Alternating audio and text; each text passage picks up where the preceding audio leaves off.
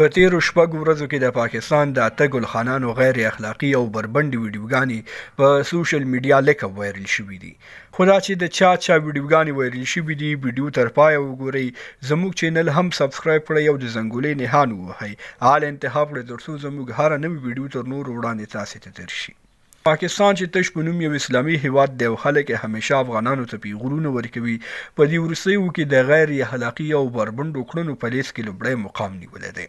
ګلخانان چې د پاکستان بدنامي نشي زغملی او کله چې حقیقت ورته ووایي نو دستي خپل نوم، ناموس او افغانیت هیروي او دستي د پنجاب په غېږه کې ځان غورځوي. په هر حال را به شم اصلي خبرې ته. په تېره یوه اونۍ کې د پاکستان د نږدې 10 کسانو جنسي ویډیو کلیپونه وایرل شوي دي چې متاسفانه له یوه پرته نور یو هم هیڅ ډول عکس العمل ونه ښوده او یوازې یوه پکې دا یوه دسیسه او ایډیټ شوی کار بللی دی. لومړی ویډیو د پنجابي ټیک ټاکر مناهل ملک وه چې له یوه هلک سره یې له 10 ډېر لنډ ویډیو کلیپونه راغلل چې ځینو کې سټل او غاړې غړې کړې وې، خو په یوه یا دوه ویډیوګانو کې ښه سمه کوبک کړي وو.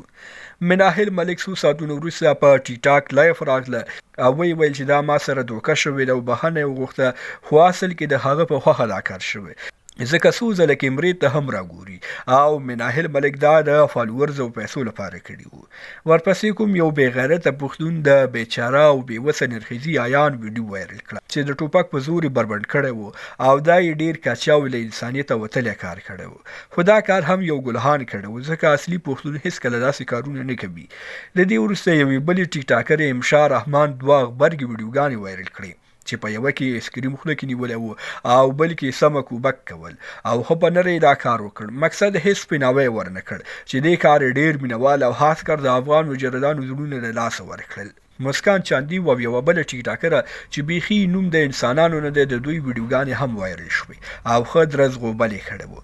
مجیب زلمی چې د مولانا فضل الله سې ښکل کړی و د هغه ویډیو هم وایرل شوه او بیا یې انکار وکړ چې دا ویډیو د ایل په مرسته جوړه شوې، خو هېڅوک یې نه مني ځکه مجیب زلمي هم ګلان کرلي وو. ګلخانان همداسې شرمېدلي مخلوق دی او په دې هیله چې د شرمونو دا لړۍ همداسې دوامداره به وسي.